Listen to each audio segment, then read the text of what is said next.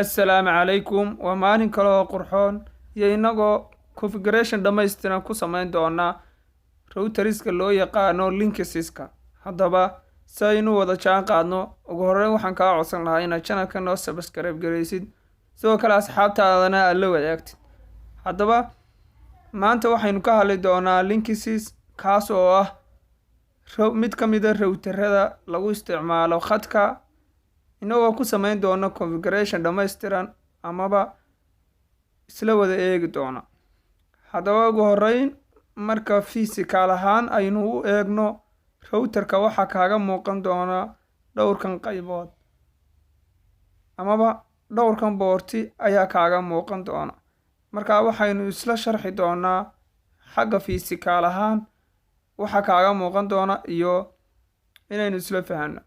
ugu horreyn, afartaa god ee halkaas laga geliyo xadhkaha waxaa la dhahaa portland ayaa la dhahaa ama etherport ayaa la dhahaa, waana godadka laga geliyo xadhkaha laanka ah.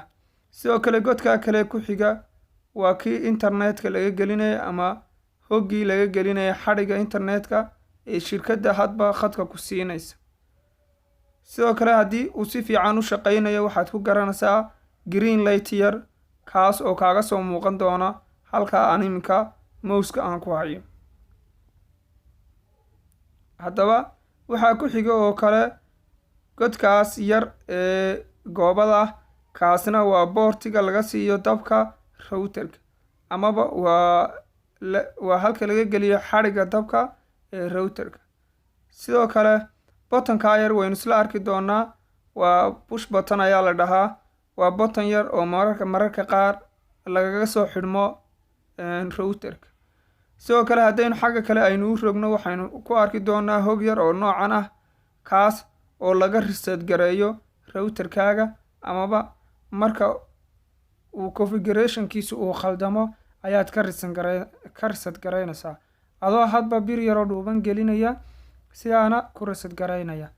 haddaba waxaynu isla eegi doonaa qaybaha kale ee routerka ayaynu isla eegi doonaa, amaba xagga gudaha ayaynu tegi doonaa inagoo configuration dhammaystiran ku samayn doona. marka ugu horeysa waxaad soo furan doontaa chromekaaga, kadib waxaynu searchin garayn doonaa IP-ga defaultiga ah, kaas oo ah 192.168.1.1. kadib bagekan ayaa inoo soo bixi doona. halkan ayaynu ku geli doonaa ugu horeyn admin. waxaynu isla arki doonaa sidoo kale sida loo bedelo usernameka iyo passwordka, inaga oo markaynu configurationka dhammayska tiran samaynayna halkaas kula arki doona. kadib waxaa leedahay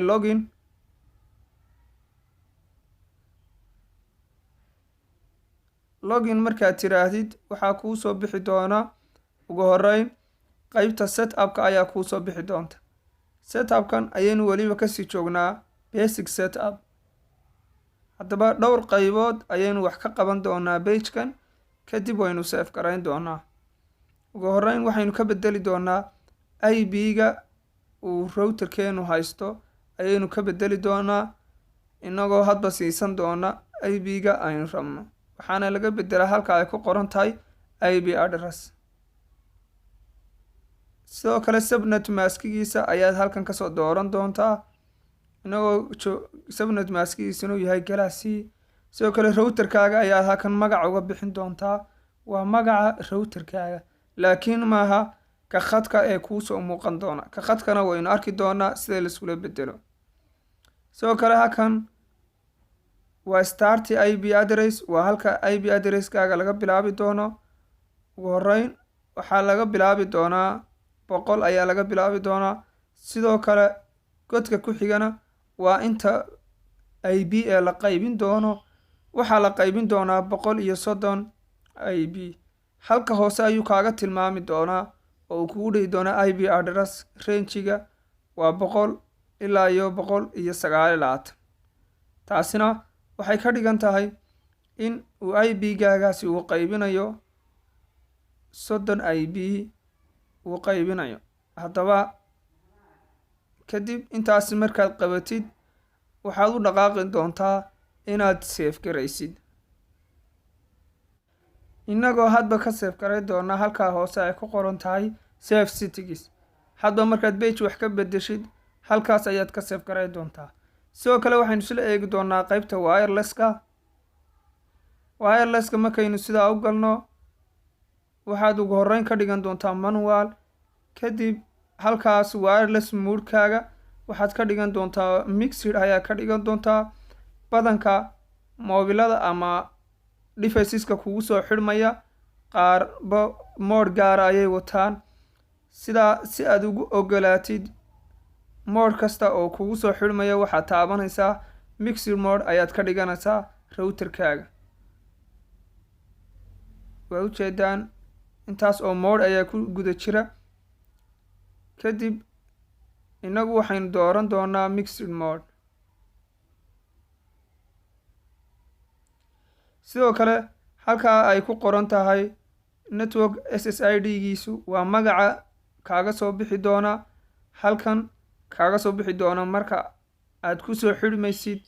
tusaale ahaan marka uu kombiyuutarkaaga kusoo xidhmayo magaca halkaa kaaga soo bixi doona ayaad halkaa ka bedelaysaa. tusaale ahaan MK ayaan u bixiyey anigu. sidoo kale halkan broadcast SSID gu waa inoo enable, yacnihii markii halkaa la joogo magacaasi wuu muuqanaya. laakiin haddaynu disable ka dhigno waa hiding ayaynu ku sameynay magaceena ilaa la searchin gareeyo lama heli doono. sidoo kale waxaynu eegi doonaa qaybta kale ee wireless security.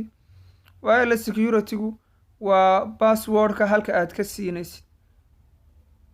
marka ugu horreyn halkan waxaad ka dooran doontaa moodka security-gaagu noqonayo inoo isku dhex dari doono WPA iyo WPA2 amaba waxaad ka dhigan doontaa WPA2 personal ayaad ka dhigan doontaa.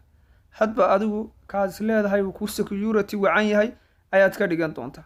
sidoo kale halkaa faraas password ay ku qoran tahay waa halka laga bedeli doono passwordka routerkaaga amaba wirelesskaaga passwordka lagu soo gelayo halkaas ayaad ka bedeli doontaa. kadib waad save garaysan doontaa. sidoo kale waxaynu isla arki doonaa MAC filterka haddii aanad garanayn waxa weeyaan inta qof ee hadba routerkaaga ku xidhan ayaad halkaa ka eegaysaa. kadib waad la socon kartaa dhaqdhaqaaqooda adigoo hadba ciddaad rabtid u diidaya cidda kalena kusoo dari doona. aynu isla aragno.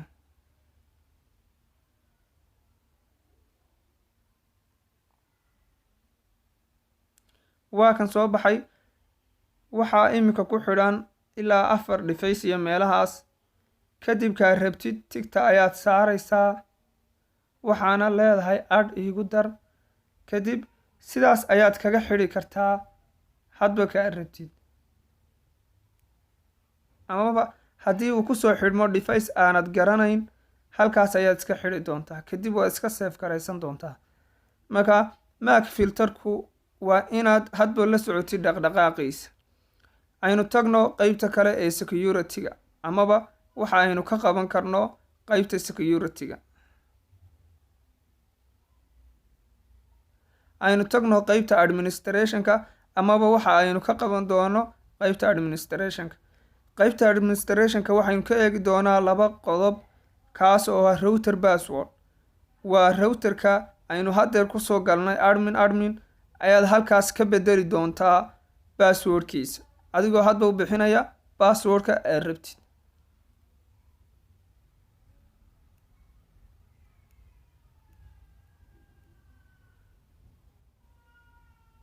kadib waad save garaysan doontaa. sidoo kale waxaynu isla eegi doonaa qaybta ay ku qoran tahay factory default ama reset. waa halka routerkaaga aad ka reset garaynaysid marka aad rabtid inaad dib u reset garaysid. waxaynu isla aragnay 2 qaybood oo reset ah, inaad xagga dusha aad kasoo reset garaysid iyo inaad halkan aad ka reset garaysid. haddaba waxaynu isla eegi doonaa hadba xaaladda uu ku jiro routerkaaga oo ah statekaas waxaad ka eegi doontaa hadba inta IP ee aad bedeshay, inta security ee aad bedeshay iyo dhammaan inta xaaladood ee routerkaaga ku jiro halkaas ayaad kala socon doontaa. Sidoo kale qaybta networka xaaladiisa guud halkaas ayaad kala socon doontaa. qaybta wireless networka halkaas ayaad kala socon doontaa. waxaan filayaa inaad wada aragteen sida configuration dhammaystiran loogu sameeyo wirelesska ama linkiska waxa la dhaho.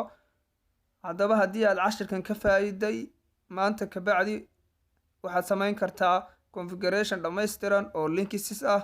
waxaan kaa codsan lahaa inaad channelka noo sii subscribe garaysid. wasalaam.